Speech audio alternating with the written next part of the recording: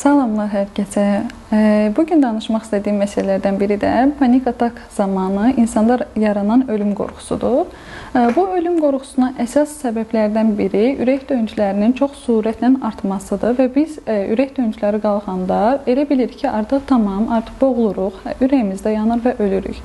Bununla bağlı da bir çox insanlar əslində psixoloqdan daha öncə dəfələrlə həkimlərə müraciət etmiş olurlar. Amma burada belə bir şey var. Niyə ürək döyüntüləri panik atak zamanı insanı öldürmür? Bunu izah edeyim sizə. Bunun əsas səbəbi bizim ürəyimiz zaten sağlam bir ürək 120-160 dəqiqədə döyüntüyə belə deyim, dözə bilir. Çünki ürək zaten sağlamdır, heç bir sorun yoxdur. Amma biz elə bilirik ki, bu döyüntülər çox sürətləndiyi üçün bizə artıq nəsə baş verir, bədəndə nəsə baş verir və artıq hər şeyin sonudur.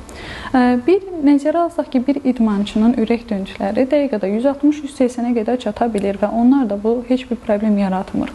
Və yaxud da belə düşünün, normalda ürək döyüntüsü bizi öldürə bilərdisə də, məsələn, çox sürətlə pilləkən qaçırsınız, pilləkənlərdən qalxırsınız və yaxud da çox sürətlə qaçırsınız, hər şeyi bir kənara buraxsaq, düşünün ki, ad gününüzdür və sizə insanlar çox yaxşı bir sürpriz eləyir və burada sizin heç gözləmədiyiniz bir sürprizdir. Təbii ki, həyəcandan, xoşbəxtlikdən ürək döyüntüləriniz qalxır. Və burada da bu deməkdir ki, bizim bu ürək döyüntümüzün qalxması əslində bizi öldürmür. Sadəcə olaraq ürək döyüntüsü ürək döyüntüsüdür. İkisində də qalxa bilir və ikisində ürək dözümlüdür buna.